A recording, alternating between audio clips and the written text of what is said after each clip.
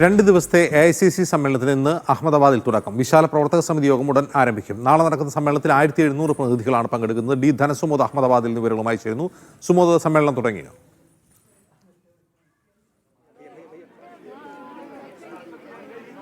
AICC സമ്മേളന ഈ വിശാല പ്രവർത്തക സമിതി യോഗം ഇപ്പോൾ ആരംഭിച്ചിരിക്കുകയാണ്. നമ്മളുടെ ഇപ്പോൾ നിൽക്കുന്നത് ആ വേദിക്ക് മുന്നിലാണ്. ഈ വേദിയിലാണ് ഇപ്പോൾ ആരംഭിച്ചിരിക്കുന്നത്. സോണിയാഗാന്ധി, രാഹുൽ ഗാന്ധി, മല്ലികാർജ്ജുന ഖാർഗെ അടക്കമുള്ള നേതാക്കന്മാർ ഇപ്പോൾ ഇവിടെ യോഗത്തിൽ പങ്കെടുത്തുകൊണ്ടിരിക്കുകയാണ്.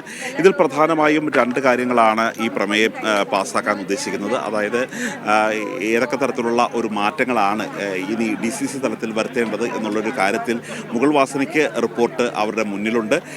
ഇതുകൂടാതെ മല്ലികാർജ്ജുന ഖാർഗെ ഇതിനകത്ത് കൃത്യമായ ഒരു അഭിപ്രായം ഇപ്പോൾ പറഞ്ഞിരിക്കുകയാണ്. കാരണം DCC അധ്യക്ഷന്മാർക്ക് കൂടുതൽ ശക്തമായ ഒരു ശക്തി പകരുന്ന ഒരു നിലപാട് തന്നെയായിരിക്കണം അവർക്കുണ്ടാവേണ്ടത്. കാരണം കേന്ദ്ര തെരഞ്ഞെടുപ്പ് സമിതിയുടെ ഭാഗമായി അവരെ മുന്നോട്ട് കൊണ്ടുപോയില്ലെങ്കിൽ DCC അധ്യക്ഷന്മാർക്ക് താഴെത്തട്ടിൽ വിലയുണ്ടാവില്ല. സാധാരണ ഏത് സംസ്ഥാനത്തിനായാലും അതാത് സംസ്ഥാനത്തെ PCC അധ്യക്ഷന്മാർ, പാർലമെന്ററി നേതാവ് എന്നീ 2 പേർക്ക് മാത്രമാണ് പ്രധാനമായ റോളുള്ളത്. മറ്റു ചില സ്ഥലങ്ങളിലാവട്ടെ ആ ഗ്രൂപ്പ് നേതാക്കന്മാർക്ക് ചില റോളുകളുണ്ടാവും. അതെല്ലാം പാടെ ഒഴിവാക്കിക്കൊണ്ട് DCC അധ്യക്ഷന്മാർക്ക് കരുത്ത് പകരുന്ന തീരുമാനങ്ങളെടുക്കുക.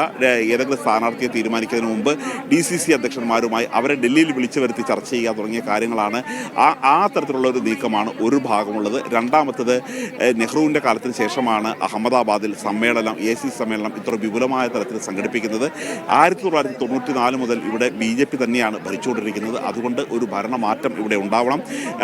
ഇത്രയും വർഷങ്ങളായി, പതിറ്റാണ്ടുകളായി അധികാരത്തിൽ പുറത്തു നിന്നിട്ട് പോലും 30% വോട്ട് കോൺഗ്രസിന് ഇവിടെ ലഭിച്ചുകൊണ്ടിരിക്കുകയാണ്. അതുകൊണ്ട് ഗുജറാത്തിന് ഏതൊക്കെ തരത്തിലുള്ളൊരു മാറ്റമാണ് ഉണ്ടാവേണ്ടത് എന്നുള്ള ഒരു ചർച്ച കൂടിയാണ് ഇവിടെ നടക്കുന്നത്.